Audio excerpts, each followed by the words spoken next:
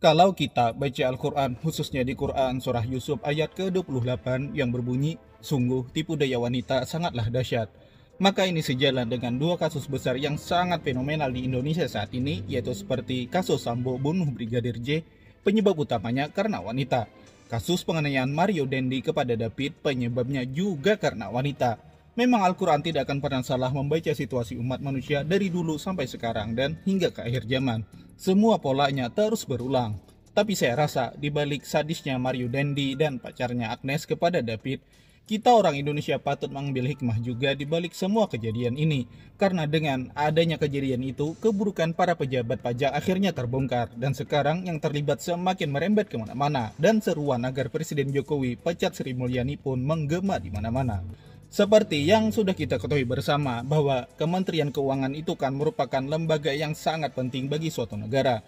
Karena dengan adanya mereka, keuangan negara itu bisa diatur dengan sebaik mungkin dan stabilitas keuangan nasional seharusnya bisa terjamin. Namun sayangnya dalam beberapa tahun terakhir, kepercayaan publik terhadap lembaga yang satu ini semakin mengalami penurunan yang cukup signifikan. Bukan tanpa sebab, ada sebabnya.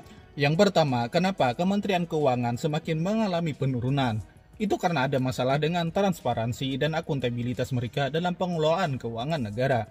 Buktinya sejumlah kasus korupsi dan penyalahgunaan iuran pajak yang dilakukan pejabat Kementerian Keuangan saat ini telah terungkap. Dimulai dengan terbongkarnya kekayaan tidak wajar dari ayah Mario Dendi yaitu Rafael Alun yang pada akhirnya membuat masyarakat Indonesia itu semakin ragu terhadap kinerja para pejabat Kementerian Keuangan ini.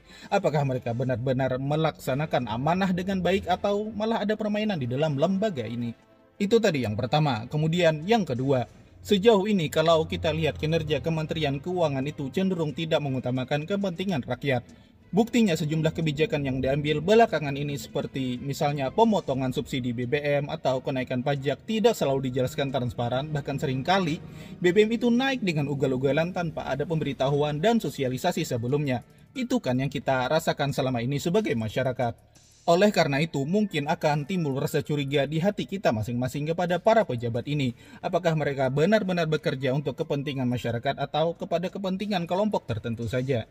Kemudian yang ketiga, ada kesan bahwa Kementerian Keuangan terlalu fokus pada pertumbuhan ekonomi dan kepentingan korporat, sementara mengabaikan isu-isu sosial seperti kemiskinan dan ketimpangan ekonomi. Nah, hal ini menimbulkan kesan bahwa kementerian tersebut tidak memahami kebutuhan dan aspirasi masyarakat secara menyeluruh. Jadi, atas dasar dari ketiga faktor tadi itulah, kepercayaan publik terhadap Kementerian Keuangan jadi semakin menurun dan masyarakat merasa bahwa kementerian ini tidak transparan dan tidak mengutamakan kepentingan rakyat.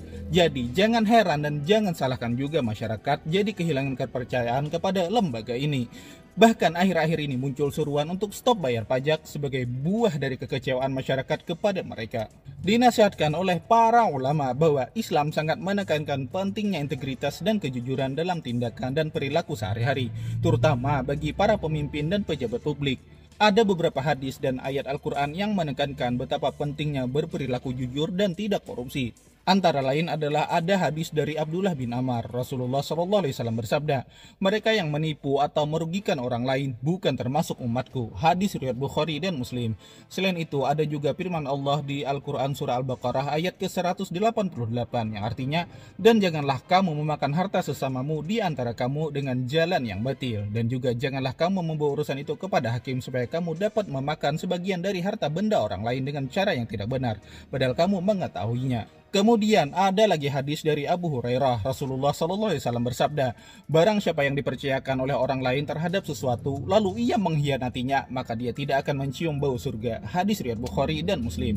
Nah, dari hadis-hadis dan ayat-ayat tersebut dapatlah disimpulkan bahwa pejabat atau pemimpin yang korup itu merupakan perilaku yang tidak dapat diterima di dalam Islam, karena Islam sangat menekankan pentingnya integritas dan kejujuran dalam tindakan dan perilaku sehari-hari, terutama bagi para pemimpin dan pejabat publik yang memiliki tanggung jawab besar terhadap rakyat dan negara.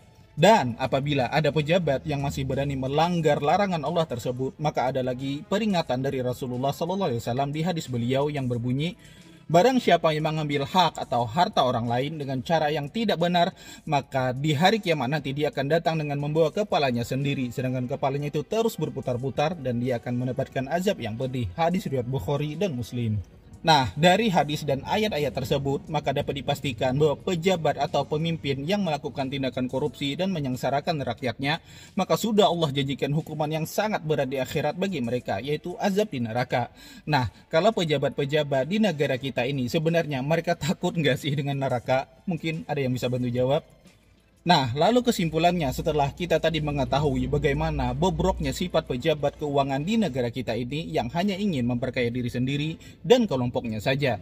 Harta miliaran rupiah tidak sebanding dengan gaji bulanan yang diterimanya. Dari mana itu dapatnya kalau enggak korup? Sehingga mungkin uang pembayaran pajak yang harusnya itu diterima untuk negara malah mereka selewengkan dan akhirnya rakyat tetap susah. Subsidi banyak yang dicabut, apa-apa mahal, sedangkan mereka dan keluarganya asyik menikmati uang yang seharusnya itu dikelola untuk kemaslahatan masyarakat. Kalau sudah keadaannya seperti ini, bagaimanakah menurut kalian? Hukuman apakah yang benar-benar setimpal untuk pejabat-pejabat seperti mereka ini? Tulis pendapat kalian di kolom komentar. Mari kita diskusi sama-sama.